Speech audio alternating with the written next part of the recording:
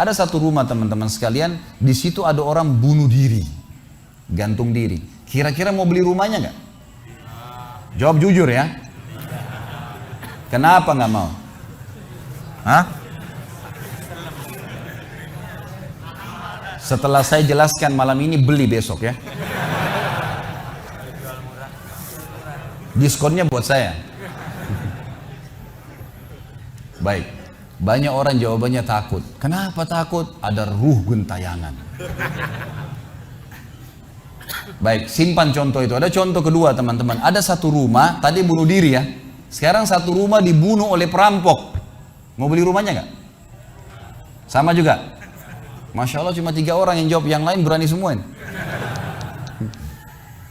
Nggak mau juga beli. Kenapa? Takut. Ada ruh gentayangan. Teman-teman sekalian, ambil dari saya malam ini dengan izin Allah. Ini ilmu dari wahyu, bukan dari saya. Tidak ada ruh gentayangan. Nggak ada ceritanya dalam Islam kuburan terbuka pocongnya keluar.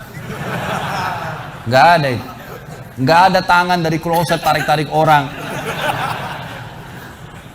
Itu semua dusta. Dusta. Perusakan akidah dari media-media syaitan. Sinetronnya, filmnya, segala macam. Manusia bisa berubah jadi singa lah, bisa beginilah, macam-macam. Dusta, dusta. Nggak ada dalam Islam. Nggak ada. Dari mana dalilnya? Nggak ada ruh gentayangan. Baik, dengarkan hadisnya. Hadis yang mulia. Hadis riwayat Bukhari. Suatu hari Nabi SAW pernah mengantar jenazah sahabatnya.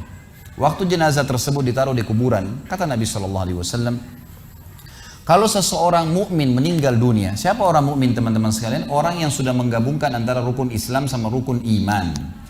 Kalau antum syahadat sudah, muslim, alhamdulillah, sholat 5 waktu, zakat, puasa Ramadan, haji, sudah dikerjain. Ditambah dengan keimanan, yakin Allah ada, yakin malaikat ada mencatat, yakin diturunkan dalam Al-Quran, yakin ada Rasul yang mengajarkan Nabi Muhammad SAW, ada diterima pahalanya hari kiamat, maka itu namanya mukmin. Ditambah dengan mengimani qada dan qadar. Kalau ada orang sholat, Allah ada nggak ya? Malaikat catat nggak ya? Hari kiamat saya terima nggak? Ini masih muslim, belum mukmin, masih level di bawah. Pertama muslim dulu baru mukmin. Makanya dalam hadis disebutkan ada iman, ada Islam, ada iman, ada ihsan, gitu kan? Ini level-levelnya. Nah kata Nabi SAW, kalau orang mukmin menggabungkan antara rukun Islam sama rukun iman, sholat yakin Allah ada, sholat begini dan seterusnya, maka akan datang kepadanya 3 sosok malaikat pada saat meninggal. Dan ini teman-teman bukan dongeng saya ceritakan, ini hadis Nabi, berita wahyu yang pasti kita semua akan saksikan. Demi Allah ini benar, ini wahyu, gitu kan? Malaikat datang, di kiri kanannya malaikat rahmah yang membawa kain kafan dari surga, yang satu malaikat maut diubun-ubun kepalanya sambil berkata, ya ayyatuhan nafsul mutmainnah irji ila rabbiki radiyatan mardiyah. Hai jiwa yang baik, keluarlah kepada rahmat dan pengampunan Tuhanmu. Kata Nabi SAW, ruhnya keluar lebih mudah daripada air dari mulut kendi, cepat sekali. Begitu keluar, belum sesaat keluar ditangkap oleh malaikat rahmah, dibungkus dengan kain kafan dari surga, dibawa ke langit. Begitu dibawa ke langit, menembus 7 lapis langit, semua malaikat-malaikat di atas langit sana berkata, ruhnya siapa ini? Sungguh mulia ruh ini. Kenapa? Kata Nabi SAW, karena ruh itu mengeluarkan bau yang lebih wangi daripada bau kasturi. Semoga kita semua insya Allah termasuk. Maka kata Nabi SAW, malaikat rahmah mengatakan ini fulan bin fulan, namanya yang paling mulia di dunia. Lalu kemudian ditembuskan sampai langit ke-7, lalu kemudian terdengar suara dari langit ke-7. Allah Azza wa Jalla berkata, catatkan hambaku termasuk penghuni surga, kembalikan dia di dunia, di sana saya ciptakan, di sana pula saya akan bangkitkan. Diantar ruhnya bersamaan jasadnya diantar oleh kerabatnya. Baru 3 langkah mereka jalan, dia masih bisa, ruh ini masih mendengarkan suara sendal mereka. Lalu malaikat datang mendudukkan dia lalu berkata, siapa Tuhanmu, siapa nabimu, apa kitabmu? Lalu dia kalau orang beriman, kata Nabi SAW, Allah berfirman, yuthabbitullahu alladhina amanu bil qawli tsabit fil hayatid dunya fil akhirah. Allah akan tetapkan jawaban lisan orang-orang beriman di dunia. Kalau dia belajari agama ini lalu ditanya kenapa kau sholat, kenapa kau puasa, dia akan punya jawaban dari wahyu. Dan di akhirat kata ulama tafsir adalah yang dimaksud pertanyaan mungkar nakir atau malaikat di kuburan. Ringkas cerita adalah dia akan menjawab, Tuhanku Allah, Nabiku Muhammad, kitabku Al-Quran. Pada saat dia jawab jawaban itu teman-teman sekalian, maka tiba-tiba saja kata Nabi SAW, malaikat tersebut membukakan baginya pintu neraka. Azab, siksaan, orang teriak-teriak, api yang berkobar-kobar, dia ketakutan. Kata malaikat, lihat dari apa Allah selamatkan dirimu. Karena kau beriman, kau nggak jadi masuk sini, ditutup. Supaya dia tahu nih, kalau dia berbuat salah akan masuk situ, ditutup. Dibuka pintu surga, dayang-dayang, permadani, istana yang luas, luar biasa. Dia gembira. Lalu kata malaikat, kau akan masuk di sini. Maka si mayit tersebut pun berdoa mengatakan, ya Allah cepatkan waktu karena aku ingin masuk ke dalam surgaku. Lalu datang di sebelahnya orang yang tampangnya gagah, badannya bersih, wangi, saking sempurnanya kata jenazah ini. Ruh ini berkata, siapa kamu ini? Sungguh sempurna ciptaan Allah pada dirimu. Maka dia berkata, diam dulu. Maka dia berkata, gitu kan? Dia berkata, saya amal soleh akan menemani kau sampai hari kiamat. Insya Allah setelah riwayat ini kita sholat. Saya amal soleh akan menemani kau sampai hari kiamat. Maka kata Nabi SAW terdengar suara, ya Allahu alam di sini disebutkan Allah atau malaikatnya, tapi yang jelas menyampaikan dari Allah Subhanahu Wa Taala, lapangkan kuburan hambaku ini seluas pandangan matanya dan bukakanlah pintu surga baginya setiap pagi dan petang dia melihat. Maka jadilah kuburannya taman dari taman surga sampai hari kebangkitan. Baik. Sebaliknya kata Nabi SAW, kalau orang fasik, siapa tadi fasik? Muslim yang masih berbuat maksiat. Teman-teman hati-hati. Jangan kena mengandalkan sudah syahadat kemudian bebas berbuat dosa. Hati-hati. Fasik dan orang kafir proses matinya sama.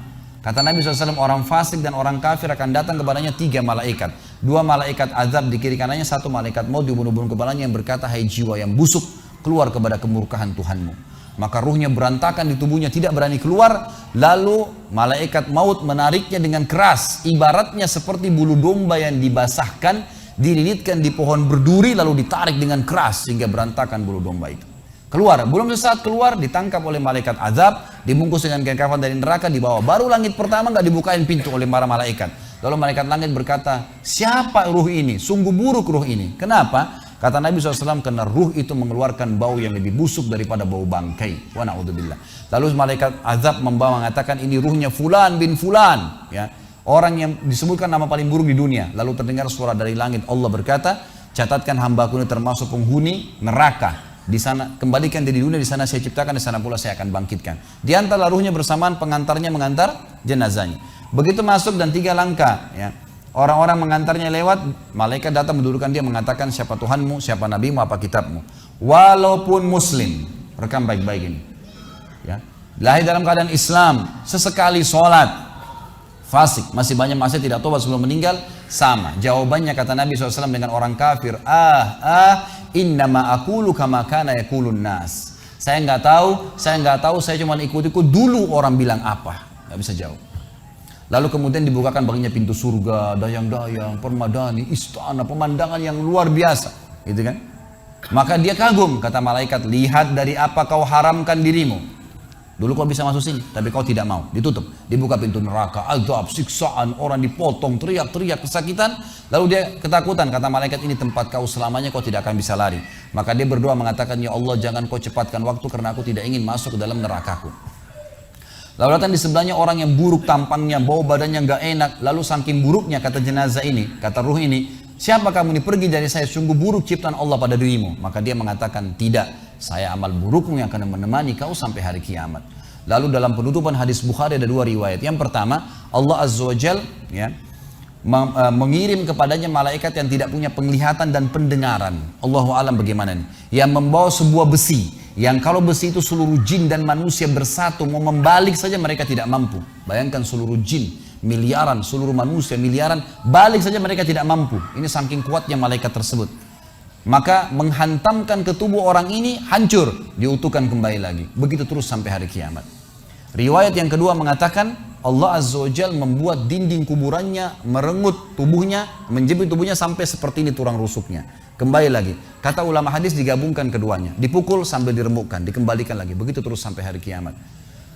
Maka teman-teman sekalian, dalil ini sebagai penutup dalam sesi pertama materi kita, teman-teman sekalian, dalil ini menjelaskan tidak adanya ruh gentayangan dalam Islam, nggak ada. Kita tarik ke contoh tadi, orang yang bunuh diri tadi berdosa besar bukan? Dosa besar. Berarti dia meninggal sekarang di kuburan lagi disiksa. Nggak ada ceritanya keluar ganggu orang atau balas dendam. Gak ada waktu. Hancur, remuk, dikembalikan lagi. Begitu terus. Kemudian juga sama. Orang tadi contoh kedua yang dibunuh sekeluarga. Kalau dia muslim maka dia mati syahid. Matinya mulia bukan? Mulia. Berarti lagi nikmatin kuburannya taman dari taman surga. Gak ada ceritanya tuh mereka keluar lagi ganggu orang. Gitu kan. Jadi mulai sekarang beli rumah yang banyak dianggap keramat tuh. Bacain surah Al-Baqarah, ada semua syaitannya tuh. Harus yakin dengan sabda Nabi SAW, rumah yang dibaca surah Al-Baqarah tidak akan masuk syaitan. Nggak ada. Takut semua syaitannya. Baik, kita tutup dengan kata-kata saya teman-teman sekalian. Lalu dari mana kalau saya beli rumah, saya pernah dengar suara bayi di atas rumah, atap rumah saya. Saya pernah dengar suara cangkul di belakang rumah, pintu bunyi sendiri, gitu kan. Itu semua permainan syaitan yang ada di sekitar rumah itu, atau Anda yang bermasalah. Harus diruqyah. Dibacain ayat, ada sihirnya tuh. Mungkin pernah mandi dulu ilmu kebal, mungkin pernah ini, mungkin pernah bersemedi, apalah macam-macam yang khurafat ini, maka dia harus diruqyah. Jadi harus diobatin. Baik, begini contohnya. Kalau kita lagi lewatin tadi rumah yang orang ada bunuh diri, ini kalau ada syaitan di sini marah dengan saya, tapi saya nggak peduli. Emang dia musuh kita. A'udzubillahi minasyaitonirrajim. Gitu kan. Allah hancurin mereka. Gitu kan. Yang jelas teman-teman sekalian, kalau kita lewat di rumah yang ada orang bunuh diri, gitu kan. Misal pagarnya 10 meter, begitu kita jalan 1 meter pertama, semua syaitan itu gerumunin kita tuh. Tuh yang bunuh diri itu perempuan, matanya belalak, rambutnya panjang, keluar darah dari hidungnya. Terus dibisikin.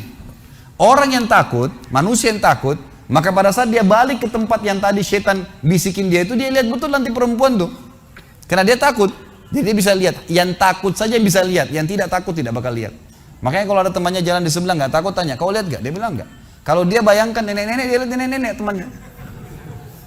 Permainan syaitan. Maka orang beriman mustahil melihat yang seperti itu. Nggak ada ceritanya. Atau dasarnya orang itu kena sihir tadi. Maka bisa melihat penampakan karena ada syaitan yang mengganggu dia. Dan dia dasarnya membuka diri untuk itu. Makanya harus ruqyah, obat.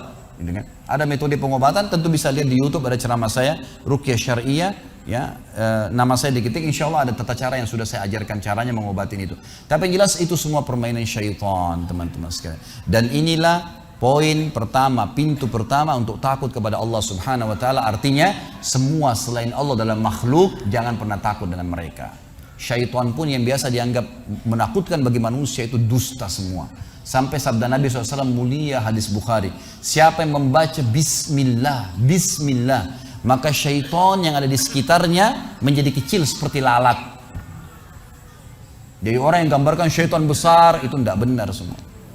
Kata Nabi SAW dalam hadis Bukhari yang lain, siapa yang mau masuk ke rumahnya, lalu dia baca Assalamualaikum, salam warahmatullahi wabarakatuh, syaitan di sekitar rumahnya berkata kepada teman-temannya, tidak ada tempat nginap buat kalian malam ini. Salam saja sudah jadi benteng, nggak bisa masuk. Kalau dia makan dengan baca Bismillah, ya, dia baca Bismillah, maka syaitan berkata lagi sama teman-temannya, tidak ada makan malam buat kalian malam ini. Nggak bisa cuy. Dan syaitan tidak bisa membuka dan menembus tembok atau pintu manusia. Dusta semua itu tembus tembok, tembus pintu, dusta. Karena Nabi SAW yang bilang, syaitan tidak bisa membuka kembali pintu yang ditutup oleh manusia. Syaitan tidak bisa membalikkan ya, panci yang sudah ditutup oleh manusia. Maka padamkanlah lampu kalian, tutuplah panci-panci kalian. Karena syaitan bisa menunggangi makhluk yang lain. Sebagai penutup hadis Nabi SAW, pernah ada seorang sahabat membawa tikus ditangkap malam hari. Pada saat ditangkap tikus tersebut, lalu sahabatnya tidak bunuh, dipegang sama dia, dibawa ke masjid. Dia bilang, ya Rasulullah, ini tadi, ya, saya tangkap di rumah saya apain hewan ini? Boleh saya bunuh atau enggak? Kata Nabi SAW, jadi tikus itu sambil ditahan oleh sahabat, kebetulan Nabi SAW punya tikar yang dipakai sholat, di sebelahnya ada lilin kecil, minyak dengan api, gitu kan? Lalu tikus ini sementara Nabi SAW bicara sama sahabat, lepas, menyentuh ya, lilin Nabi SAW, lalu tumpah minyaknya di sejadah, di tikarnya Nabi, terbakar. Kata Nabi SAW, sesungguhnya hewan ini fasiqah, fuaisiqah, buruk, boleh dibunuh, gitu kan? Dan syaitan menunggangi hewan seperti ini untuk membakar rumah-rumah kalian. Tapi mereka tidak bisa membakar langsung. Mereka cuma bisa menggunakan hewan yang kebetulan lewat dan seterusnya. Seperti misalnya syaitan bisa menggoda manusia lain untuk mengganggu kita, gitu kan? Tapi untuk dia langsung tidak ada ceritanya. Itu semua tidak benar, teman-teman sekalian.